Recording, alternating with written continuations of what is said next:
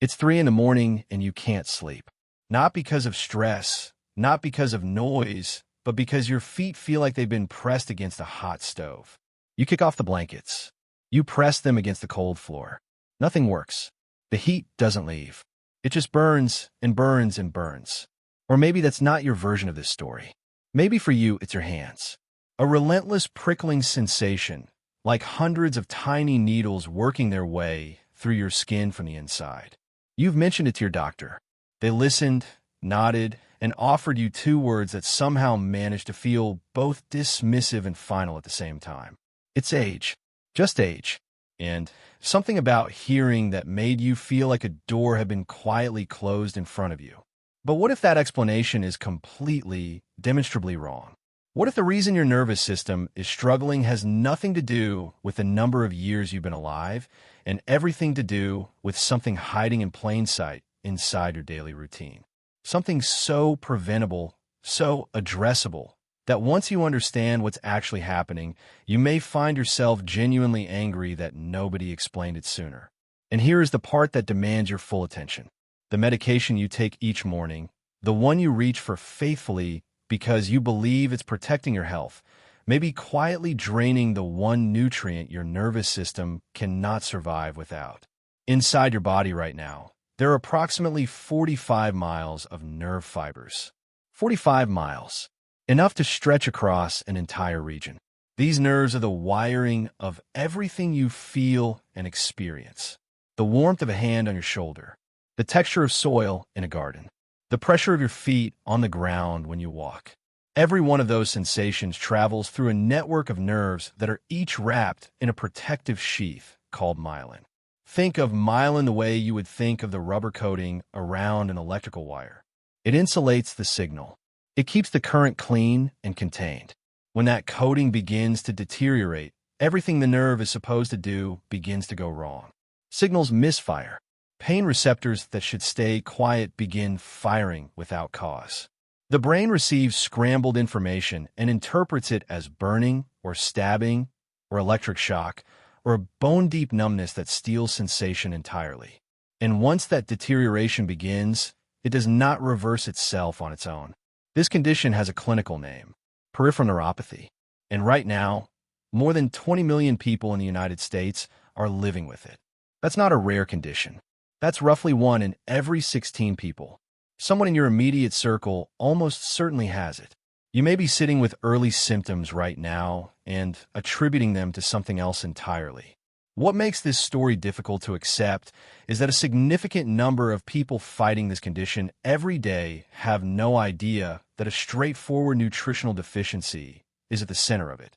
Not a disease, not a genetic sentence, a deficiency, one that is measurable, addressable, and in many cases reversible if caught early enough.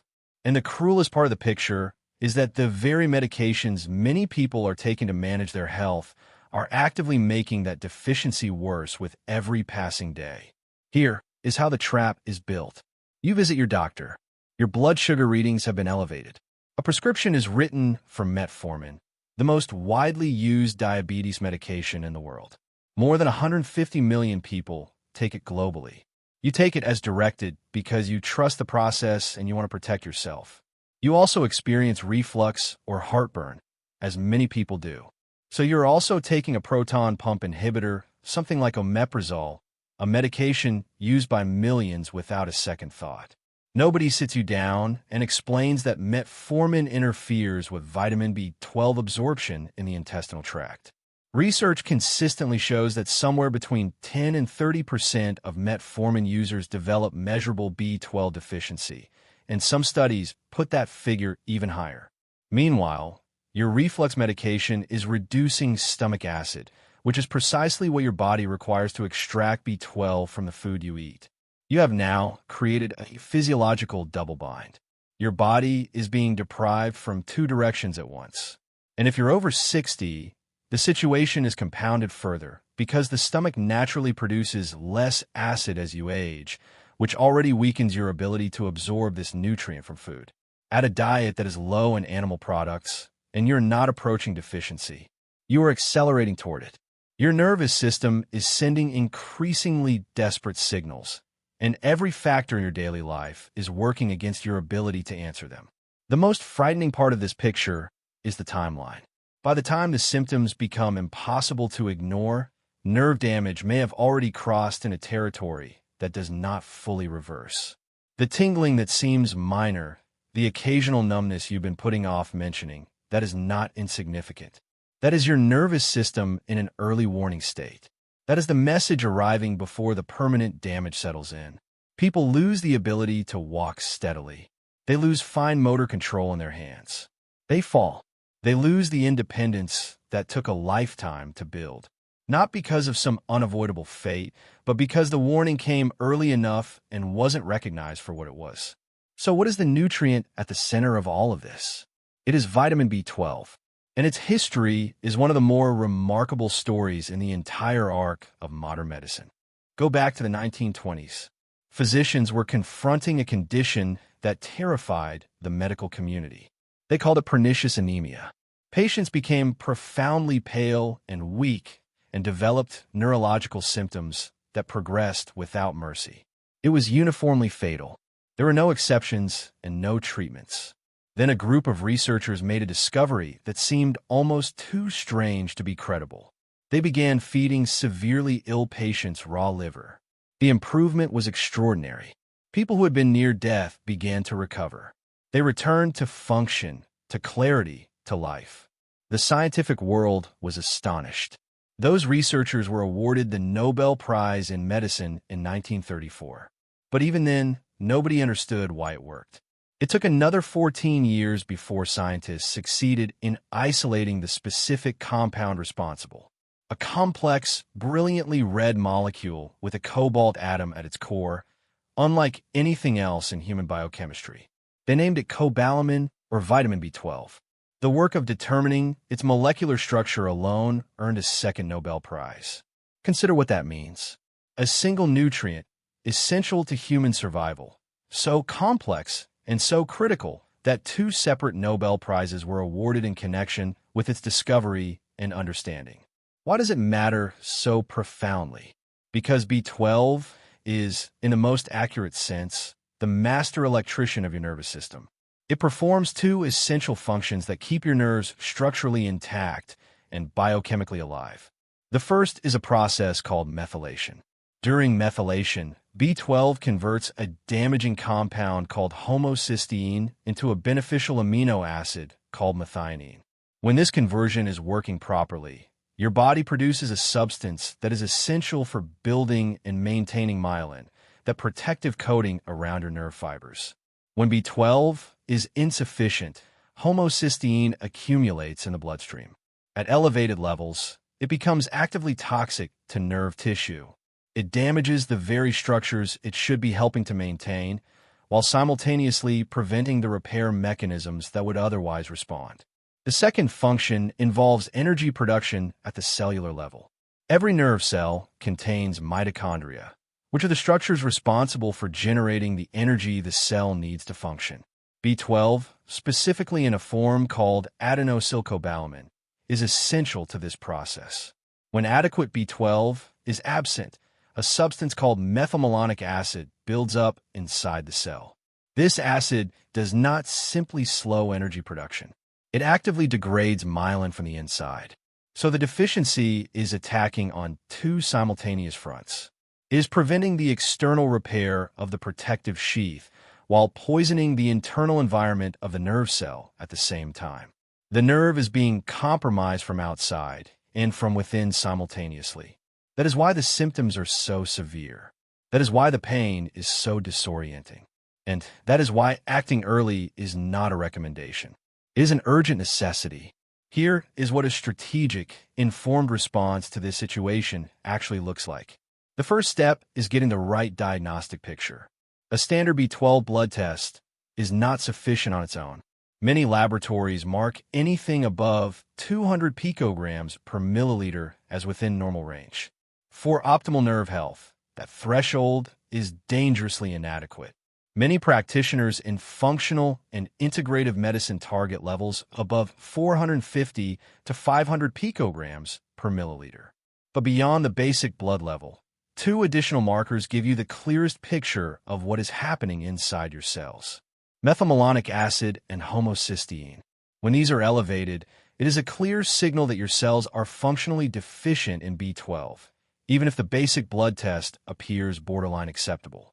These functional markers reveal what is happening at the cellular level, not merely what is circulating in the bloodstream. That distinction matters enormously for catching damage before it becomes permanent. The second step is selecting the right form of B12. This is where many people unknowingly make a significant error. Most of the inexpensive B12 supplements lining pharmacy shelves contain a synthetic form called cyanocobalamin. This form carries a cyanide molecule as part of its structure. Your body must work to detach that molecule before the B12 can be used, and many people, particularly those with common genetic variations, cannot perform this conversion efficiently. The result is a supplement that is largely passing through the system without producing meaningful benefit. The form your nervous system uses directly is methylcobalamin. This is the bioactive version that participates immediately in myelin repair. Even more comprehensive is a combination supplement that includes both methylcobalamin and adenosylcobalamin, addressing both critical biochemical pathways at once. Hydroxycobalamin is another well-absorbed option that the body converts efficiently. The third step is delivery method. If you are over 60, if you're taking medications that affect absorption, or if you are managing any digestive condition, simply swallowing a tablet is likely not enough. The B12 in standard oral pills must survive the digestive process and depends on adequate stomach acid and specific intestinal receptors to be absorbed. When those systems are compromised, most of it passes through unused. Sublingual preparations, tablets, or liquid drops that dissolve under the tongue bypass the digestive tract entirely and absorb directly through the mucous membranes into the bloodstream. For active neuropathy or confirmed severe deficiency, intramuscular injection is the most effective delivery method available. It guarantees full absorption of the therapeutic dose without any dependence on the digestive system whatsoever. The clinical improvements some patients experience within weeks of beginning injection therapy can be genuinely remarkable. The fourth step is therapeutic dosing. Maintenance supplementation is one conversation. Addressing active nerve damage is another. For general preventive maintenance, a few hundred micrograms daily may be adequate. For someone experiencing active neuropathic symptoms, therapeutic doses ranging from 1,000 to 5,000 micrograms of methylcobalamin daily, sustained over a minimum of 3 to 6 months, are what the research supports. Studies examining the effects of 1,000 micrograms of methylcobalamin taken daily in patients with diabetic neuropathy have documented measurable reductions in pain, improvements in nerve conduction speed, and meaningful gains in quality of life. The fifth step is understanding that B12 does not work in isolation. It functions as part of a network of nutrients. Vitamin B6 in its active form, pyridoxal 5-phosphate, works alongside B12 in critical nerve-supporting pathways. Folate, specifically as methylfolate rather than synthetic folic acid, is essential for the methylation process that B12 depends on. Thiamine in a fat-soluble form, known as benfotiamine, has demonstrated significant protective effects on nerves exposed to high blood sugar, making it particularly important for anyone managing diabetes. Magnesium functions as the nervous system's natural stabilizer, calming overactive nerve signals that generate false pain responses.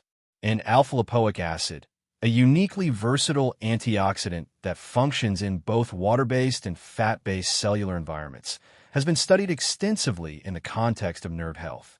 Clinical trials have shown that 600 milligrams of alpha-lipoic acid taken daily produces significant, measurable reductions in burning, pain, and numbness associated with neuropathy. The sixth step is building a dietary foundation that supports long-term nerve health. Supplementation corrects the existing deficit. Food sustains the recovery. The richest dietary sources of B12 are animal-based without exception. Organ meats, particularly liver, carry concentrations that dwarf every other food source. Shellfish, especially clams and mussels, are exceptional. Wild-caught fatty fish, grass-fed beef, pasture-raised eggs, and quality dairy products all provide substantial B12 in highly bioavailable forms. For those following a plant-based diet, this is not a gap that can be managed through food choices alone. Supplementation is not optional in that context. It is a non-negotiable requirement. And regarding claims about spirulina or chlorella as plant-based B12 sources, these foods contain B12 analogs, compounds that resemble B12 structurally but do not perform B12's functions in the human body. They can actually interfere with the absorption of genuine B12. This is not a minor distinction. It is a meaningful risk to be aware of. The most important thing to understand about nerve damage is that it operates on a clock. The window during which intervention produces full recovery is real, and it closes. The burning sensation in your feet at 3 in the morning is not something to wait out. It is a communication from your nervous system that something critically important is missing and that the timeline for addressing it is not indefinite. The people who recover most completely are not the ones who waited until things became unbearable. They are the ones who recognized the early signal for what it was and acted while there was still full ground to recover. People who could not cross a room without steadying themselves against the wall have regained confident, independent movement. People who had not slept a complete night in years because of relentless burning pain have found relief. Not through luck, through understanding what was actually happening inside their bodies, and then giving their nervous system the precise tools it needed to begin the work of rebuilding itself. The nervous system has a capacity for recovery that continues to surprise even the most experienced clinicians. But that capacity is not unlimited, and it is not unconditional. It requires the right conditions, the right timing, and the decision to take it seriously before the opportunity passes.